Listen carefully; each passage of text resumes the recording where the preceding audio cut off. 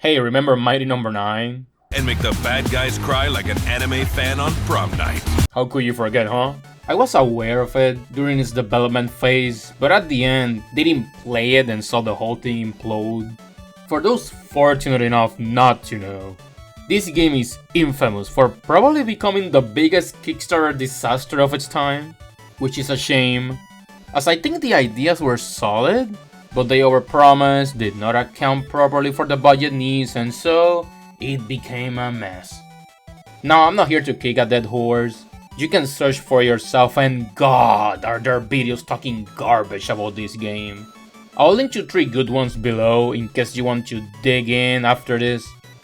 But for this video, I want to dive into the story of the game. That's right, forget about the Kickstarter, haters, angry backers. We are diving properly into the lore of Mighty No.9. This is a new series kickstarting on this channel, where we dive into a lot of different games and series I particularly have an interest in. But if you can get me interested in yours, by all means tell me, I might take it. Cue the intro. Teach me, Professor Joshua.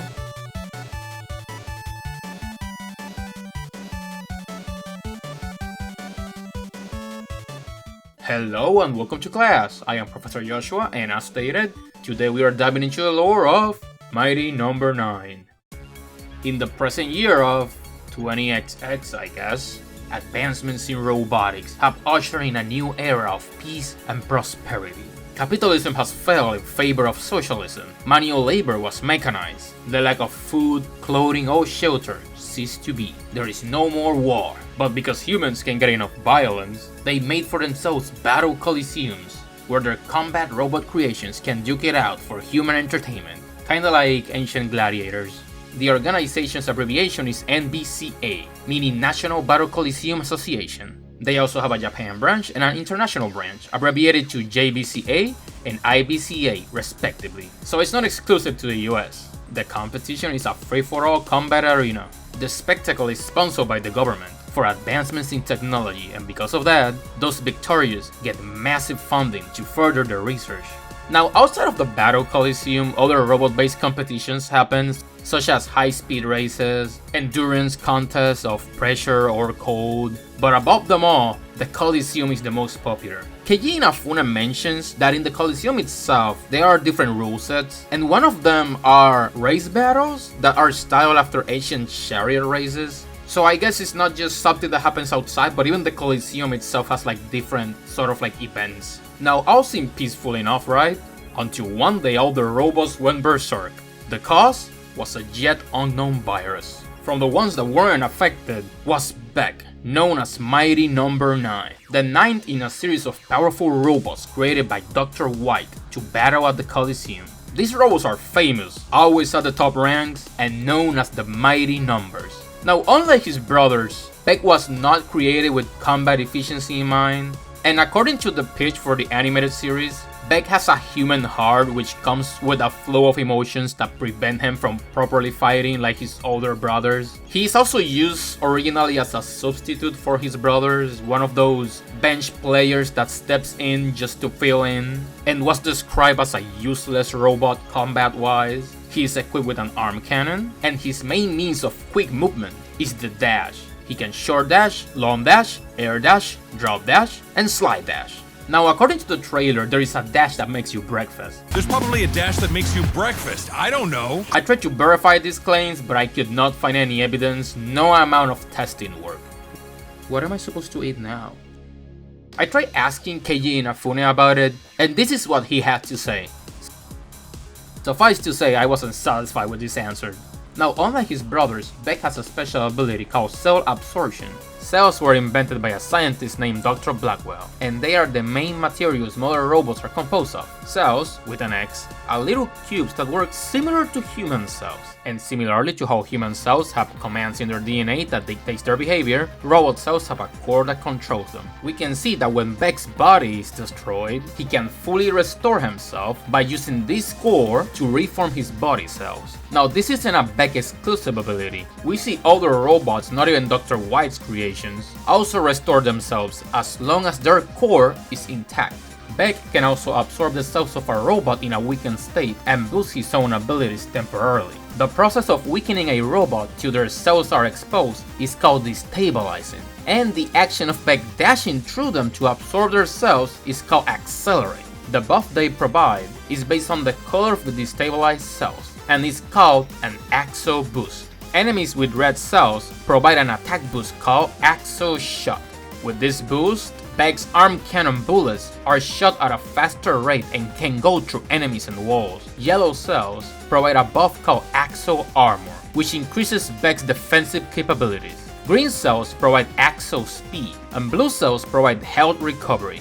Because all robots are formed out of cells, massive damage, destroying their core or absorbing their cells is the only way to properly destroy one. Cells can also generate heat and electricity among other commands, accounting for all the different abilities a robot could have. They can also fuse without a core, turning into bigger cells, called mega cells. There are also special cells called boost cells that can give an Axo boost. They are the same color of the boost they provide.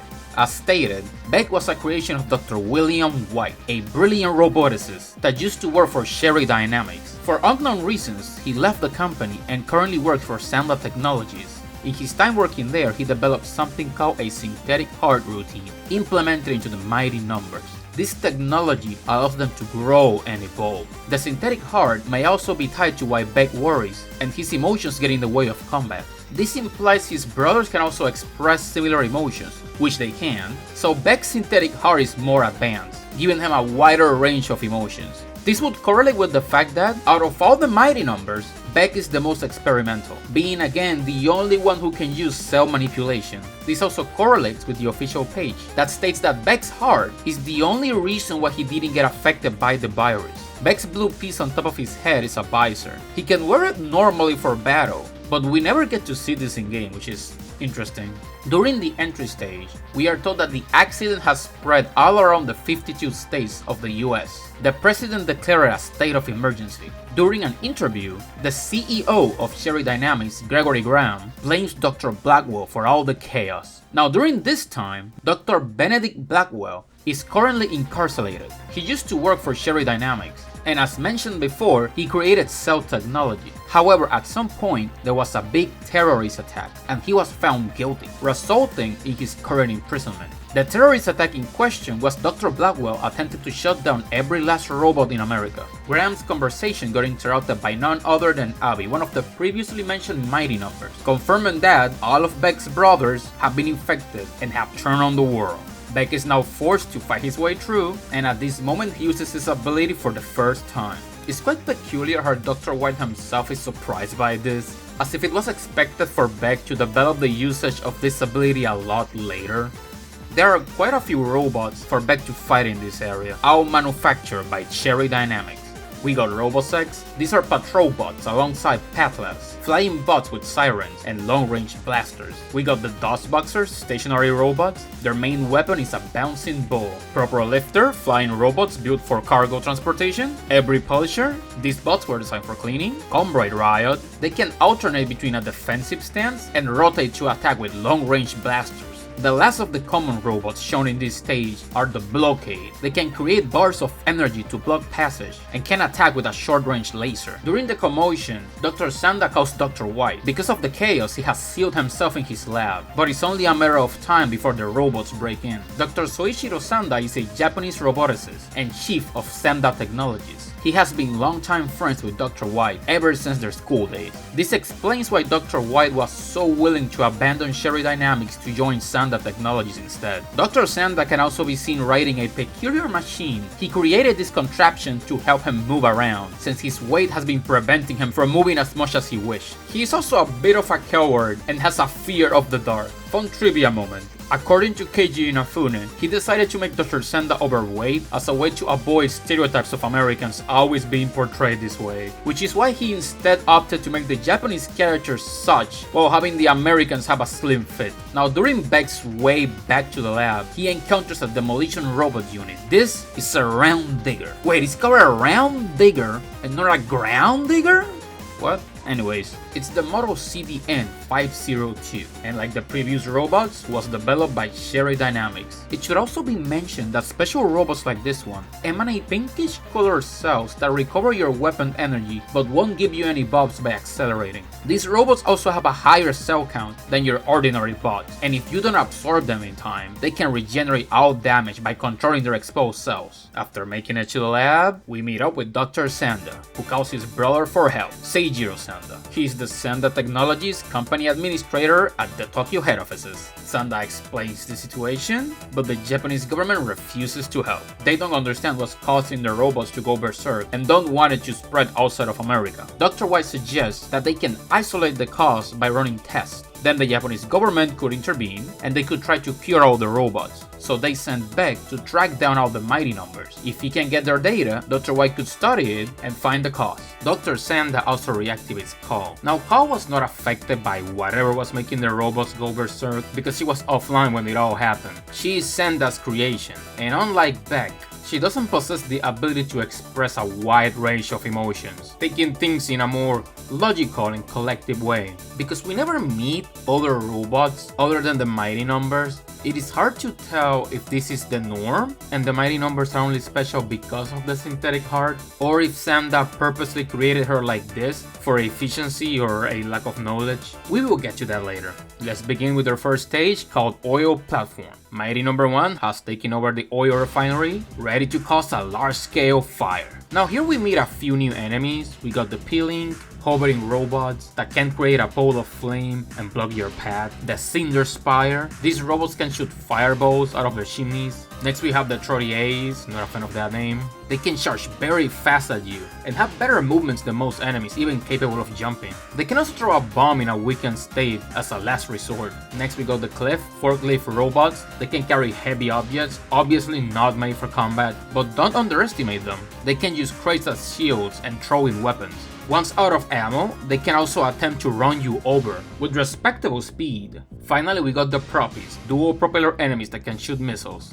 In this stage, Dr. Sanda complements the power of the robots Beck is facing, confirming they were created by Dr. White. Considering all the robots we have faced so far have been developed by Sherry Dynamics, we can assume that a good portion of them were developed by Dr. White, which means Sherry Dynamics has a big monopoly on robotics, or is just that big of an influence in the US, considering they pioneered the cells that all modern robots use. It makes me wonder how big of a hit it was to lose Dr. White, while also having the creator of the cells, Dr. Blackwell, in prison. Here we meet Mighty number 1, Pyrogen, a close combat robot with the ability to manipulate his cells to generate fire. Don't let his skinny body fool you.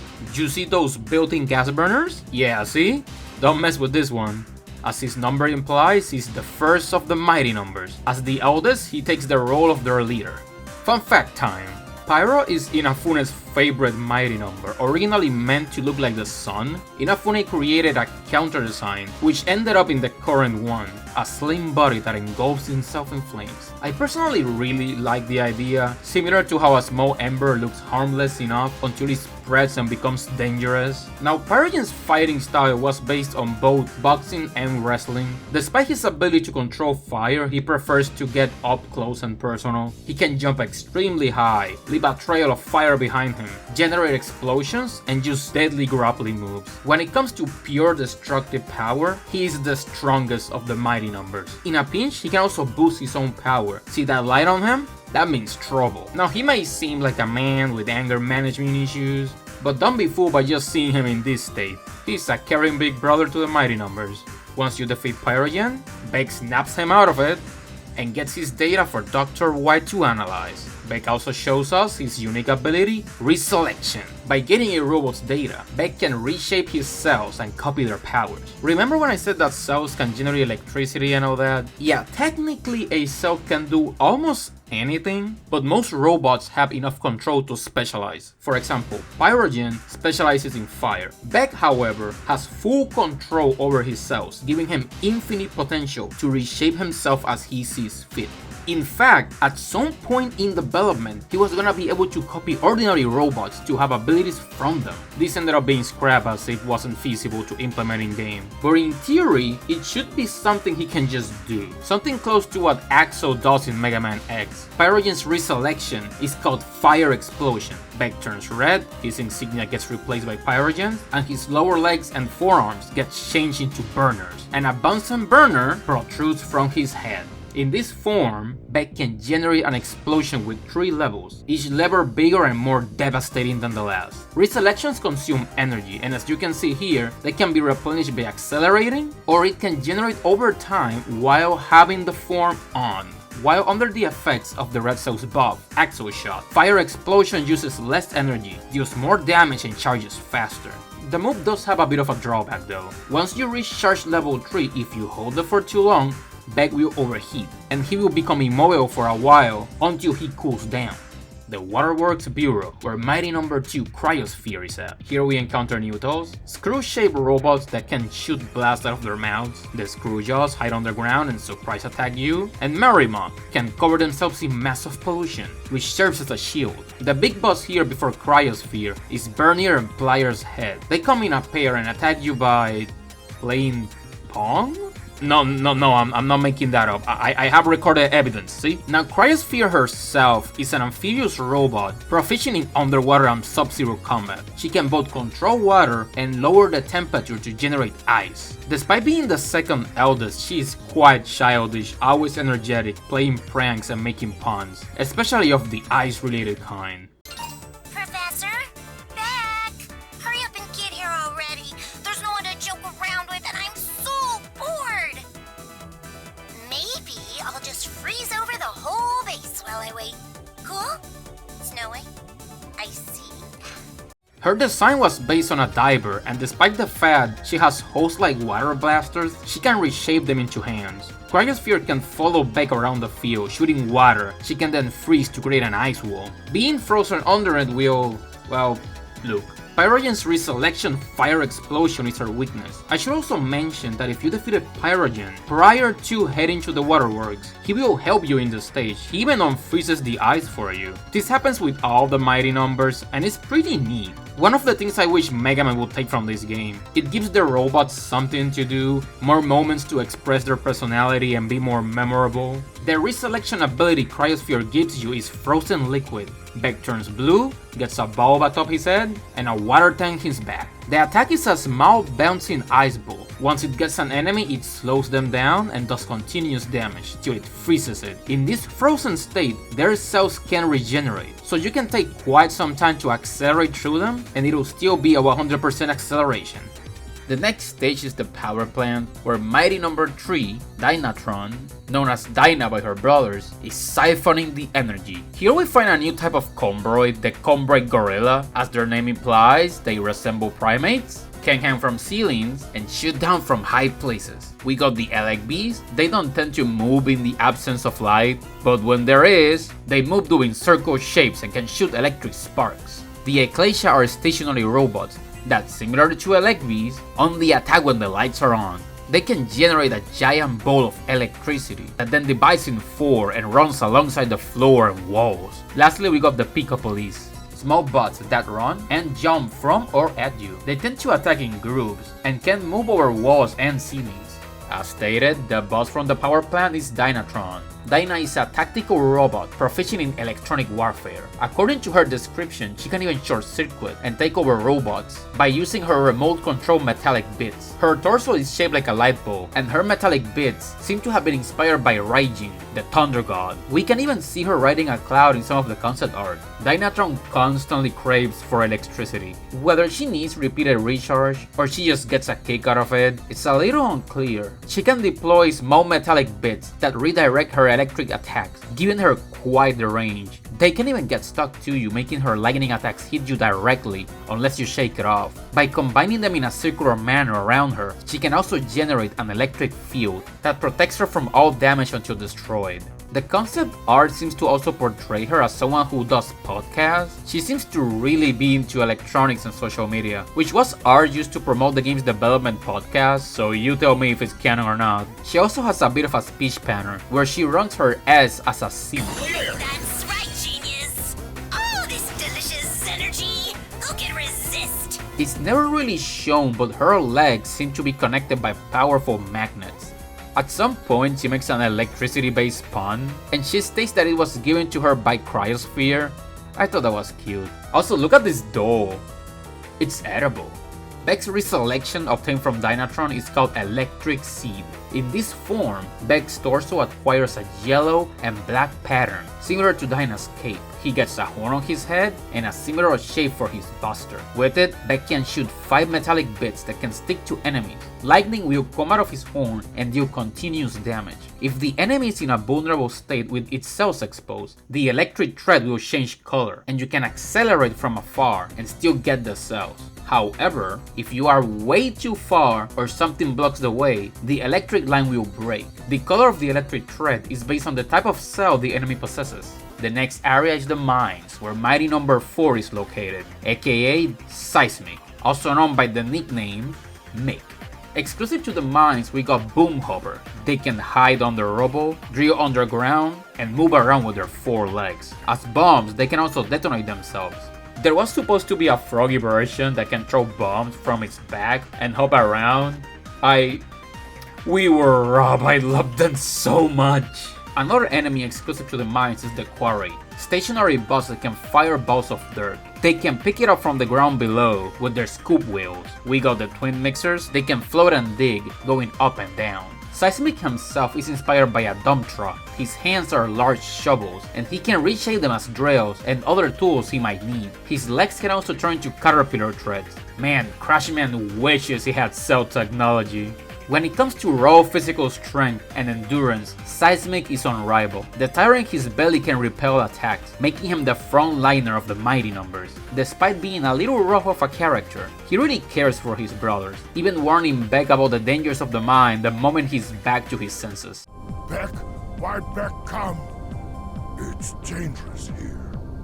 While under the effect of the virus, his personality was quite the opposite, which seems to prove that whatever is affecting them not only makes robots go berserk, but it twists their personality. The reselection that Beck gets from Seismic is called Storm Charge. In this form, Beck's head shape changes into a form resembling a dump truck, and he can turn his legs into caterpillar threads, and hands into excavator shovels. He can move around very fast and crash into his enemies, dealing massive damage. While in this form, you are also resistant to blaster fire and can trample enemies in mid-air. You can also send enemies on a vulnerable state flying as projectiles and some objects in stages. The next stage is the military base where Mighty No. 5, known as Battalion, last headed for unknown reasons. So far, story-wise, this seems to be the most interesting place. The place is an abandoned military base from before the world peace was achieved. However, a lot of the robots are still active and functional, despite the fact the US government went through a disarmament phase and was supposed to scrap all those weapons. And it wasn't just a few.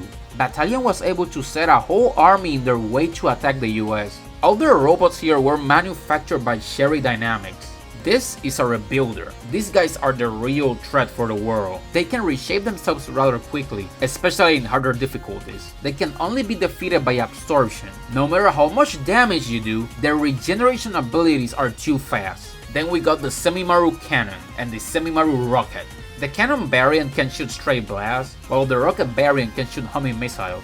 Battalion himself is quite the insane Mighty Number. His body is pure weaponry. He has a machine gun arm, missiles on his left leg, built-in rocket propulsion to enhance his movement since he is heavy, and he can use these nails he carries to cement himself into place, turning into a literal gun. In this stationary turret form, he can shoot a missile that works like, say, a napalm bomb. If it hits you, it explodes, but otherwise, it sticks to the walls, and he can detonate it at will. His personality is quite intense and very fittingly militaristic. He's the MVP in the mines. Take this, you pathetic pile of scrap! I've met toasters who were tougher than that. Beck, what are you doing here? Orders from the top brass, Private Beck. The professor himself sent me to provide cover fire. I'll have to thank him. And you back. Thanks. 3, 2, 1, fire! Ha! Hardly even worth the ammo. Forward now, Beck! Charge! Again, I really love how much personality they get out of these. The reselection he gives Beck is called Remote Cannon. Beck gets a cannon on his forehead and asymmetrical legs like Battalion. His arm cannon turns into a revolver. It can also shoot that napalm missile. It can get stuck to enemies and walls and be activated on command. It is also Seismic's weakness. The next stage is the radio tower, where we find Mighty No. 6, called Aviator and Abby by his brothers. It's quite an interesting stage. It's very vertical, with Abby constantly giving news updates. We got a few new enemies here, like the Twin Tenas, flying enemies that block attacks with dual dishes that are indestructible. They can also throw them at your general direction. The other one is a mini-boss called a Fort Fly, an AI-controlled helicopter with quite a bit of weaponry. Aviator seems to really like giving nicknames to people, using multiple for Beck. During his fight and also the time he helps Beck track down Pyrogen, if you do his stage first. Yo, Beckingsdale, what's the hurry? Where's the fire? Oh, right. Pyro. Let me fly ahead and try to locate him for you. Thanks, Avi. I could use the help. Whoa, no, you don't. Talk about blowing your stack. Ha! Get it? I can't wait to tell Cryo that one. Seriously though, Pyro is just ahead, Beck. It's gonna get hot and heavy, so keep your cool. Got it. Thanks, Avi. Abby himself is fighting you in the arena where he has the advantage. Based on a Harrier, he is a great flyer, created for reconnaissance and mid-air combat. He comes equipped with bombs to drop, missiles, and not to mention quick blaster fire. He can even try to run you over. He fights alongside a flying camera that I swear is indestructible. He uses it to record and show live footage, fitting for someone so obsessed with the spotlight. The reselection he gives you is called Gyro Boomerang. The form gives Beck's helmet a Harrier-shaped tail and back wings with rockets on his back. In this reselection form, Beck can create a propeller that allows him to glide, jump higher, block attacks from above, and throw it like a boomerang, as the name implies. It is also Pyrogen's weakness. The next stage is the highway, where Mighty No. 7 is. He's the strongest, the fastest, the smartest, and best looking Mighty Number. He's just so cool. Even my explosion is beautiful. Oh, you like them apples. That apple I just showed you was an inside joke. Mighty No. 9 had a bit of a leaker problem, and this fake Mighty Number was at the center of it. He became a meme on the community, and after a while even Content got in on the joke. I got that fun fact from Auras, who used to be a moderator on the Mighty No. 9 forums. Shout out to them. Anyways, this is the real Mighty No. 7, named Brandish, nicknamed Bram by his fellow brothers. The vehicles in the city have gone out of control. They are unmanned, which means they all have some sort of auto-navigation system. I know humans can be terrible drivers, but this is clearly not the solution. This might be... might be my favorite Mighty Number design so far, right there with Dynatron. Also quite the interesting character by himself. From all the Mighty Numbers, he's the only one who seems to be able to somewhat resist the virus. He's still going berserk, but he's quite aware, which makes it more painful to see him suffer like that. Brand! I'm warning you, Beck. Stay away. Brand, wait! Something about Mighty No. 7's voice. Could he be? Why, Beck? Why won't you give up? I'm here to help. I've come to save you, Brand. No closer. One more step, and my blades will have their way with you. Brand, tell me what's happening. I can't control myself. If you want to save me, you must destroy me. Yes, strike me down. You must destroy me. My body, my blades, they have will all this. No! I told you to stay away! Back! This stage has punk rollies, wheels with spikes that try to run you over, Moto Chaser, an extremely annoying robot that can deploy homing bombs and keeps away at a safe distance, and gantries, which are literally robotic street signs. Brandish is an assault robot created for hit and run tactics. His dual swords can cut anything with ease. I like the idea that they also look like scissors. They reminded me a lot of the scissors from Kill la Kill, which considering what a bunch of geeks the team seems to be, I mean, look at their work office. I bet that might have been the influence, but I'm just guessing. Brandish is also the only mighty number whose weapon is not a part of his body. The reason why Brandish can resist the virus is never explained. Maybe he's just that cool, or maybe it's something deeper. He does look a bit like Beck, and the artist even stated that it was done on purpose. Now I can't prove it, who knows? Then again, if the mighty numbers have the ability to evolve, maybe that is exactly what's happening here. He's going beyond his programming. The reselection Beck obtains from Brandish is called Sword Slash. Beck gets a cool yellow scarf with a brand helmet. His Buster gets replaced with a sword that you can use without spending your energy. It can cut through anything, even bullets. Just slash them down.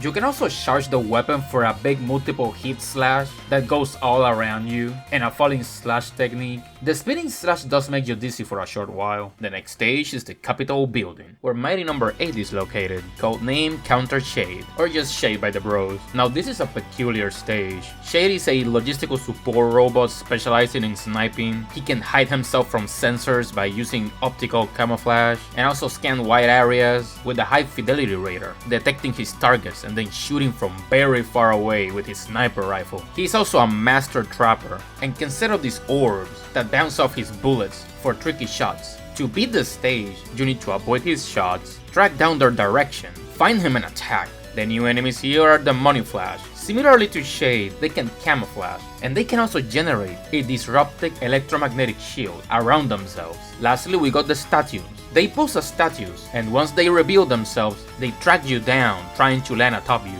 Now as for why Counter Shade is at the Capitol building, he wants to become the next president of the United States. My first executive order, once I become the first robot president, will be to set our robots free. We shall have equality for our robot kind. We are tired of being treated like second-class citizens, like tools for entertainment, machines on your petty wars, clowns on your circus, hurting each other for the entertainment of mankind, being called clankers on the streets. No.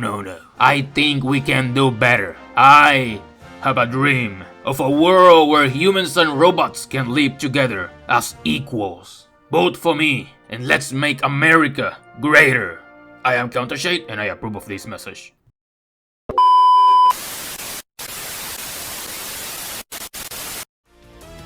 Counter Shade was inspired by pirates and gunslingers. The hat he has does give me a bit of samurai vibes. He can camouflage in battle to appear where you least expect it, shoot bouncing bullets. The green ones just deal damage, but the purple ones inflict the control error condition, which makes robots lose control of their systems temporarily. He can also create a shadow duplicate and use a big version of those bounce spheres to make his shots track down your general position. He feels very strongly about becoming a leader for robotkind and freeing them from servitude.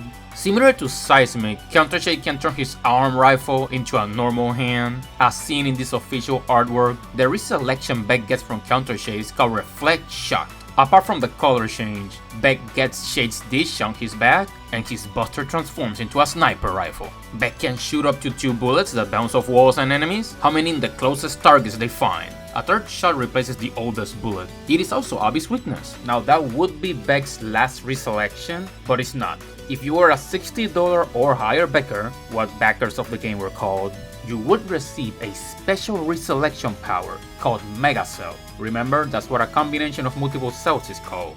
While in this form, Beck grows an antenna over his visor and a smiley symbol on his chest. He also gets multiple color hues representing all the types of cells. His hue in-game is constantly switching. In this form, Beck can summon Mega Cells that can scan for enemies, lock on and shoot rainbow lasers at their direction. You can deploy them horizontally or vertically, and they will fire in a straight line the moment they detect anything. The Megastones are stationary, so they won't move, and only 3 can be summoned at once. Something of a bug this move has is that, while on a ladder, they will spawn on the opposite direction of your buster. Right after Beck defeats Counter Shade, Professor Kanda gets a call. I'm so sorry, seriously. A call from Sherry Dynamics. The call is from Gregory Graham. Remember him? The CEO of Sherry Dynamics, who blamed Dr. Blackwell for the current accident? Yeah, that guy. Professor Sanda and Gregory don't seem to be in good terms, but he finds himself in a situation that requires his help. Their factory has gone on auto mode, developing robots non-stop to attack the city, and they have no way to stop it. Dr. Sanda decides to help, and Dr. White takes the opportunity to question Gregory about the reason why he thinks Dr. Blackwell is behind this. I find it peculiar that Graham doesn't seem to know who Dr. White is at this point, maybe because he can't see his face, only hear his voice. I mean, he used to be an employee for his company, and a big contributor at that. Gregory doesn't take kindly to the question. His reasoning is revenge. Dr. White then decides to take the mighty numbers and help handle the situation at the factory, while Dr. Sanda goes with Call to infiltrate the prison and speak to Dr. Blackwell. Dr. Sanda suggests to swap missions, telling Dr. White that perhaps he would like to see Dr. Blackwell, to which Dr. White replies that he would be content to never see him ever again. Interesting. The next stage is the prison. We got some exclusive enemies here. The Punishers have indestructible shells and patrol the prison. The Shackle Bombs can grapple and detonate themselves. Axe Cutters can throw a boomerang axe and are only vulnerable when their eye is exposed as they attack. Lastly, we got the boss, K9. Get it, K9. He's the robot guard of the prison. He can eat other robots and use their cells to regenerate faster. Now this is the first and only stage where Call is playable, not counting multiplayer. So let's take out that pin from earlier and finally get to her. As stated before, Call is a creation of Professor Sanda. She was built as a secretary robot. Unlike Beck or any other mighty number, Call doesn't seem to express human emotions. However, she does seem to have quite an interest in them, and also be quite curious, constantly asking questions about her own design. Interesting. What is it, Call? I often detect an aversion to combat in Beck's vocal patterns, while I have no such reluctance. Question: why would Professor White include that hesitation in his design? It's illogical. Yes, well, that, Yo, Dr. Sonderman! Did you call some call, huh? Thank you, Maker, I reached you. It's not only Beck. All of Professor White's designs have such contradictions. Her primary weapon is the arrow gun that shoots one blast. It's rather slow but gives her good range. She also comes equipped with a pink patch backpack that attaches to her back. With this she can air dash, hover, and generate an energy field that reflects projectiles. She can't attack while using the shield and consumes energy that can only be recharged by swapping out with a fully charged patch.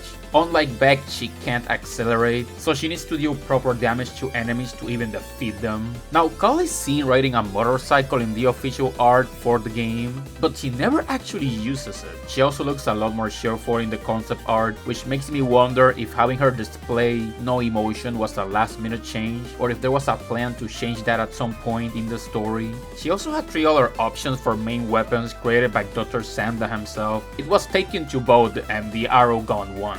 Now, I have no proof because Call is the only robot of her type we see in the game, but chances are all non-Dr. White robots actually lack emotion because they lack a synthetic heart.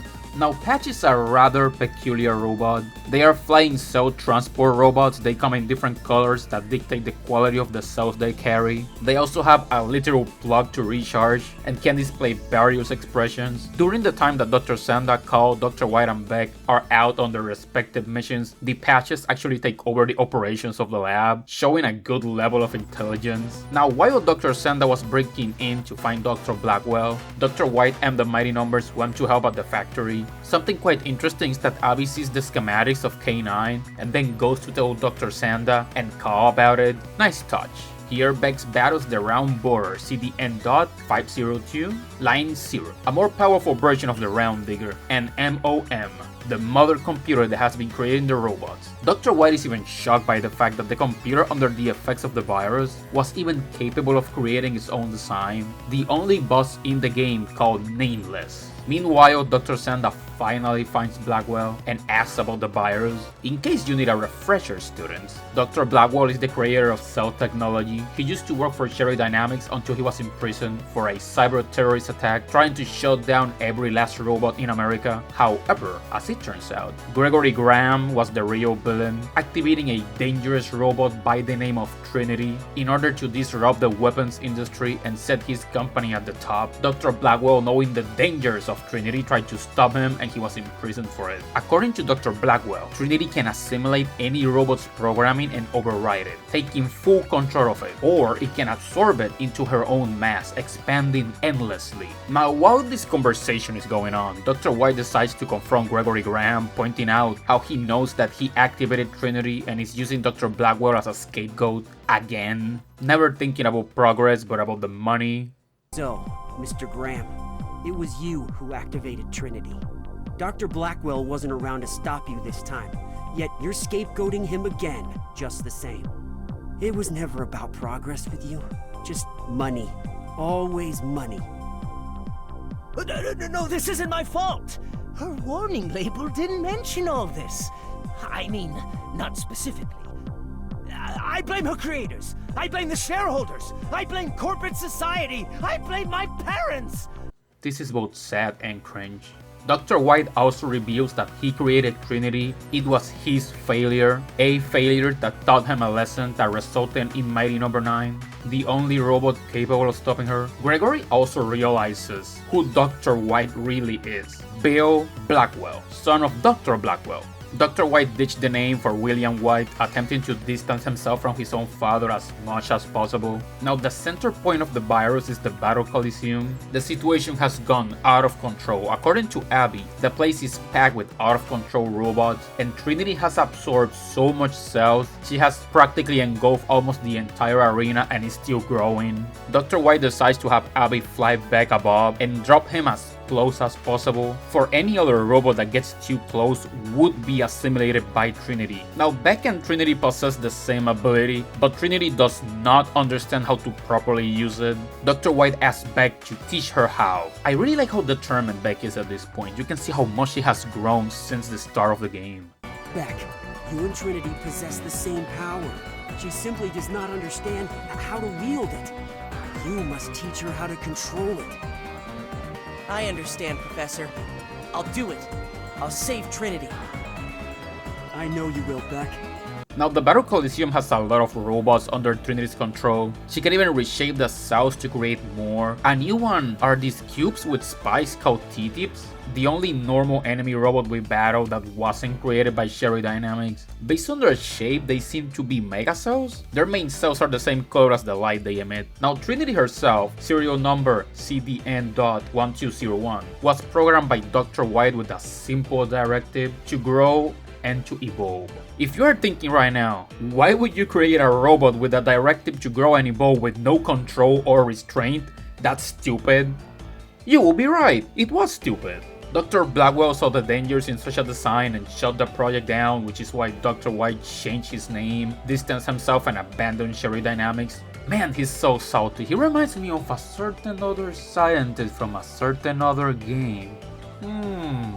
During the battle, Trinity's core is clearly visible, a purplish red sphere, the symbol itself representing the three aspects that compose her directive: evolution, impulsivity, and autonomy. She has two main forms she uses during her battle against Beck. The first one is known as Trinity Cloud. She is a sphere of cells, and she can throw them at you in waves, but whenever she does, her core is exposed. The second form is the Worm, shooting cells, pure energy waves, and trying to run you over. As the fight goes on, Trinity starts assimilating some parts of Beck, which causes her to develop thoughts and emotions similar to his, one of them being fear. Beck manages to help her and return her back to her normal form, and the mighty numbers are sent in to save them from the now collapsing mass of cells. It's good to see all the mighty numbers together like this. Dr. White decides to take the opportunity to upgrade Trinity, which ends up looking like a design that Inafune had come up with.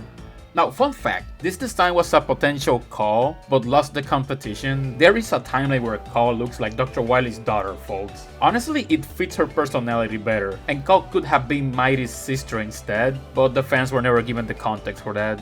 After the end credits, we get an extra cutscene where Dr. White finally confronts Dr. Blackwell, explaining how Beck's heart saved Trinity, attempting to convince him he was right, but Blackwell was not impressed. He believes it was a mistake and Beck might be a curse rather than a blessing, but only time will tell. It would have been hard to imagine him as a villain. Yes, he caused a cyber attack, but he meant well, he wouldn't hurt humanity. If anything, I almost felt like Dr. White had more potential to become a villain. He's rather arrogant and indifferent, he cares too much about proving himself right. He even lies in 4K, telling Dr. Sanda that he perfected Trinity's design in Beck, but we shall see soon. That was a lie. He has another skeleton in his closet. The game seems to allude to another villain actually. At a certain point in the story, Gregory Graham gets a call that was rather peculiar. Cherry Dynamics, Gregory Graham speaking. Yeah, pleasure to hear from you, sir. Yes. Yes, sir. But they cut the conversation away. That and the fact that the military base was never dismantled leads me to believe there is someone in the government with some sort of agenda. Gregory Graham shows that he may not be smart enough to come up with a plan like reactivating Trinity. Someone convinced him to do it, but that's just my speculation. Dr. Blackwell is still a good candidate for a future villain, but I find it hard to imagine him doing it for selfish reasons. If anything, he might attempt to destroy Dr. White's creations for the sake of mankind. Now, about those skeletons in the closet Dr. White has. At some point, Cal intercepts an attempt of hacking from an abandoned Cherry Dynamics facility outside of the city. They trace it down and send Beck to investigate. There he meets a mysterious robot who had been observing him, calling Beck a fellow predator. The entity can disrupt electromagnetic signals, blocking communications with Sanda Labs, and presenting herself as Ray, known as Rachel, the Vermilion Destroyer, or Mighty No. 0. The robot is quite pale with purple energy around it. This form is known as Berserk mode and is extremely fast and aggressive, able to shoot long-range lasers out of its mouth, making a huge hole that leads underground. The lab is abandoned, filled with old robots, some even decaying. After the second battle and some tracking, we find Ray looking for answers, and they seem to be attached to none other than Dr. White. The moment she learns that Beck is one of his creations, she challenges him to get info on his location. As Ray is defeated, she's in shock to see that another robot like her can live without the need to feast on its prey as she flees from the scene. If you check the description of the stage a second time after you visited the first time, Beck reveals that he asked about Ray, but Dr. White said he didn't know anything. This is his second lie this game. Are we sure he isn't the real bad guy? I'm starting to understand why Rachel calls him a monster. Once this is over, Ray decides to go back to her research, but she needs to eat first. She only has 12 hours left to live, so she decides to head to the Battle Coliseum to feed. She also seems to be familiar with the Sanda Technologies logo and the taste of the cells that Dr. White robots possess. And it's peculiar how she calls the Doctor a heartless monster. These haywire machines, they smell different. Taste different. There's something about the cells in these Sanda robots. Something familiar. I can't help myself. I want more. Yes, more. I must have more! That Japanese art. Dedication to robotics. Probably the same sort of sentiment he would say to me. Heartless monster. Could there be some connection? Some reason these Sanda cells taste so familiar? The more I feed, the more I will learn. The timeline gets a little weird, since during these events, the crisis seems to still be happening, so both events were happening at once, and at some point, Ray fights the Mighty Numbers, represented by concept art of them found by Beck badly damaged. Ray's acceleration dash is more dangerous than Vex. She spins her claws, shredding to pieces everything in her way. Instead of a buster, she attacks with her claws in a 3-slash combo, and can absorb cells with these attacks. She can't get axle boosts from enemies, but she can get them from patches. Playing Azor is pretty difficult, since you need to keep watch for your health, which is constantly being drained. As Ray battles the mighty numbers in the Coliseum, we learn that she also has a similar power to Vex. She can assimilate and get weapons from enemies called variation codes. She doesn't change color, and her appearance is mostly the same, except for her weapon, reshaping to fit the current code she's using. Variation code Pyrogen generates explosions with her claws. Cryosphere works similar to Vex, bouncing ice balls that slow enemies and deal constant damage. Dynatron throws a single bit, but if it lands on the ground, it discharges electricity spheres. Seismic will generate an extendable drill arm. It can break shields and lash onto walls, launching Ray towards it. Battalion will blast a continuous stream of shots. Aviator will scan the area. Once an enemy is targeted, your dash will home in on them. Brandish has its classic sword slash that spends no energy, but by charging you can also switch to a sword stance and deal a massive full screen assault. Countershade will make you invisible and intangible. Dashing also recovers more energy than normal while in this state. By assimilating her brothers, Ray is able to get some of their memories, finally remembering Dr. Bill Blackwell. She intercepts the conversation Gregory and Sanda were having and heads to the robot factory. Sadly, Sherry Dynamics robots don't have the same quality of cells as Sanda's. They start degrading way faster, and Ray is forced to go after Trinity to recover. After reaching the Coliseum, Ray collapses and is found by Beck. Dr. White asks if he can restore her. Beck tries and manages to control Ray's deterioration. It straight up stops, but she isn't fully repaired. You see, according to Kimo Kimo, one of the artists, Rachel had no core, and because of that, her cells couldn't stay fused, but that got changed in the final product. As we can see, Ray does have a core, it's triangular shaped. However, it is faulty, and because of that, Rachel is deemed a failed experiment. Her cells are constantly disassembling, cursed to feed on other robots just to keep herself alive. It is a truly devastating story. And after she was so close to perhaps healing, there is an accident in the bus that was transporting her to Sanda Technologies. Ray's body generates a massive explosion and she loses her memories right back at square one. What a depressing ending. But wait, it's not the end. There is one more thing. That's right, they had a crossover with Gumball, and who the fuck? What the hell is Galgon?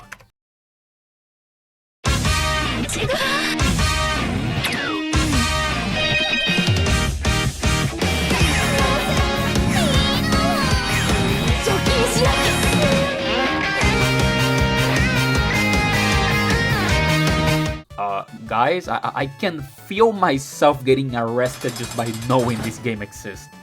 I gotta be honest, I don't know what to tell you about the story.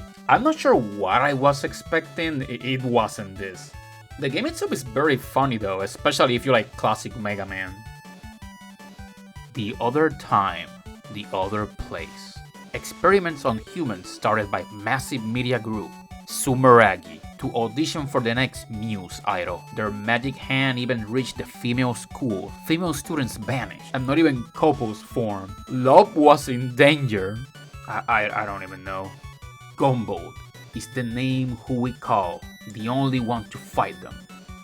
It's no accident he was involved in the troubles. Together with Angel Ekoro and the robot Beck, he fights to free successfully occupied major city facilities. I guess they just know Beck? I don't even know. We go through 5 maps. Love hurts. See? It's a metaphor. We defeat Copen and...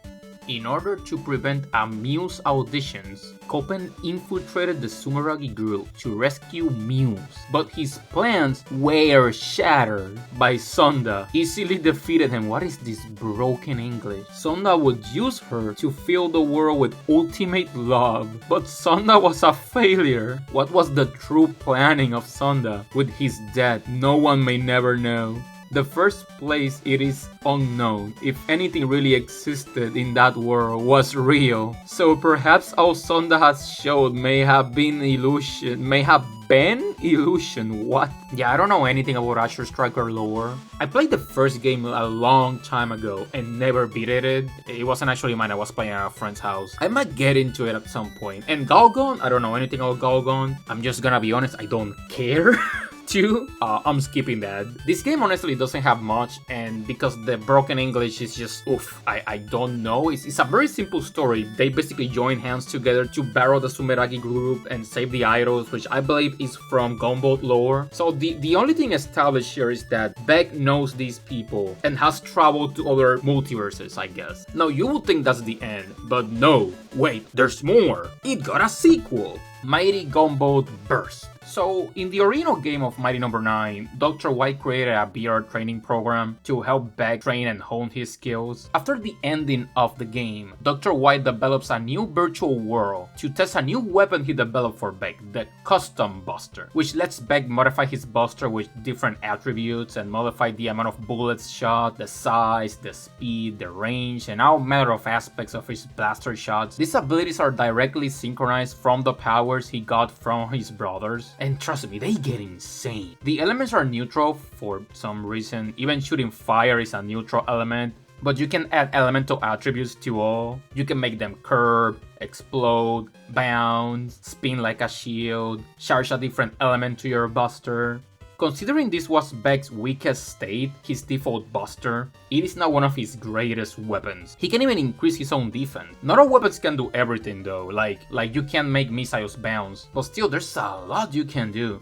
During his first VR session, he encounters Gumbo, tells him the game is now under his control, and Beck needs to beat it to escape. That's right, Beck has been Sora Online. I should mention Beck doesn't recognize the Azure Striker, which means the previous game might not be canon. They never met. We will get back to this. Beck defeated all the mighty numbers. Again, this time they got some new moves. He also feels some remorse and wants the doctor to stop using them in the VR. Once he defeats the last one, a portal opens up and Beck heads right in. At the end, he finds himself having a battle with Gumball, who says he has no choice. And as the battle went on, they get interrupted by Tessel. Who the heck is this guy, you ask? He's a villain from Gumball, an adept, which is what they call humans with superpowers. He focuses on technology, he can manipulate data, and even digitalize reality. Tessel took over this world and created copies of our heroes. No wonder that Gumball was a fake. Should have been able to tell by the color. Also, the first game is canon, and Gumball got sent here instead, so they do know each other. Beck just didn't recognize the fake Gumball. Together they go to defeat Tessel in the middle of a stream. No, I'm not kidding. He was live streaming the whole thing. But even after his defeat, Tessel's not done. He resets the world to factory settings, which means anyone inside will be deleted. And as Beck was falling into the void, he got rescued by Call. Patch Rocket must have gotten an upgrade because she can straight up carry 2 people now and fly. She's happy at the end, and the game says she smiled after seeing Beck save, so what are the implications? Now Call was also here as mentioned, and she's also playable this time. Good for her. Instead of one stage, she gets a whole game. Call got quite the upgrade. Her arrow gun is no longer limited to a single shot, and she can now bring with her patches as support in battle. The red one is the Striker patch. He attacks straight up ahead. The blue one is the Humming type, who tracks down enemies to attack. And lastly, the yellow one is the Crushing type, who constantly attacks enemies non-stop. The ending of Call was mostly the same, except that we get to see more of how Sanda perceives her. Very happy that Beck seems to be a good influence on her, and that she's growing, which to me almost feel like they are low-key suggesting she might be developing emotions? Question mark? I also like how he really seems to care about her well-being, like a daughter, which takes me back to a conversation they had in Mighty No.9, where she asked why she was equipped with a barrier, and I think we all know what he wanted to say. He didn't say it, but it was to keep her safe. It's nice to see. I feel like Dr. White doesn't quite feel like he treats his mighty numbers the same way. Do I smell father issues? But we're not done yet. Burst also has Rachel. After the events of Mighty No.9, Rachel lost all her memories and was searching once again for answers through the cyber network. She works mostly the same, but now she can absorb absorb cells to heal damage. That's neat. In the OG, it was only the damage up to the point you had taken. While researching the net, she ran into a virtual world created by the Doctor, and out of pure spite, she hacks herself into that world to hunt. She can now shoot claws, and has a normal buster she can also customize. Yes, everyone got an upgrade. Once she reaches the end, she realizes the virtual world does have the answers she wants. She starts losing her sanity, and the system literally reboots her out. Her whereabouts once more unknown. And that's the end of this tragic story of Rachel, the Vermilion Destroyer. What an ending. I really want answers. Can't wait for the sequel. Oh, right. Honestly, I really like the story of this game, and the way it was told. It does have a very Mega Man X thing, where depending on the order in which you beat the stages, other stages might be affected as well, but this time, the mighty numbers help you, and the extra conversation really fleshes them out. They feel like a real family. That's something classic Mega Man could definitely take from Mighty No. 9. And if I may, Mighty No. 9 doesn't have a boss rematch, and it makes me realize I don't miss it.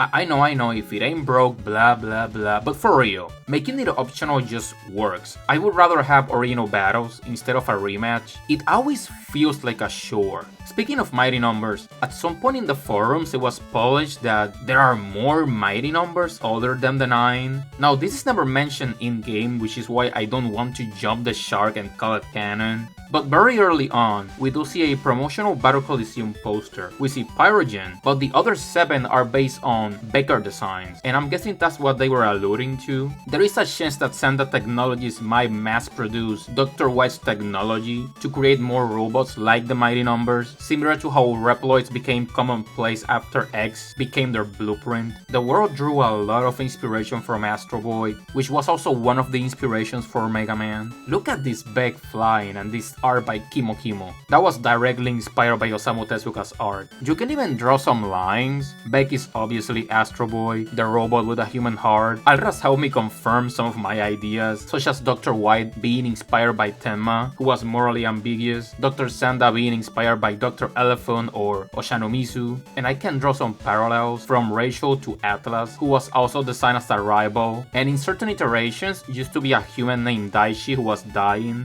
Atlas was the opposite of Astro Boy, as Astro was a robot with a human heart, while this version of Atlas was a human-turned-robot. And in Mighty No. 9's case, we have Beck who dislikes violence and fights only to protect, while Rei is pure violence and needs to feed on her enemies just to survive. You can draw a line between Rei's failing core and Daichi's failing heart, and how at some point Dr. Tenma started to see Atlas as a failure, while Dr. White also sees Rachel as a failed experiment. Of course, it's hard to point at Rachel and not see the obvious Zero inspiration, and also Proto Man with the faulty core and the scarf. Rachel really has a lot of layers, honestly. This game overall had a very interesting story, and it's a shame we don't get to see more, and things just turn out the way they did. There was ideas for a sequel that never was, and that's it. Mighty No. 9 will forever live in everyone's memories as a failure, a hated mascot that was mismanaged to hell and back. A real shame. I can see the potential, it was right there. A good chunk of people played the game and came out with a positive outlook, so at least there's that. But yeah, I think that will be it for this class. Thank you all of you students for listening for this long. Next class we're gonna be talking about the Owl House lore. So if you're interested in that, or the random lore classes I'll keep working on, you know, like, subscribe, share, all that stuff. This has been Joshua, the Media Alchemist, and I'll see you all next class.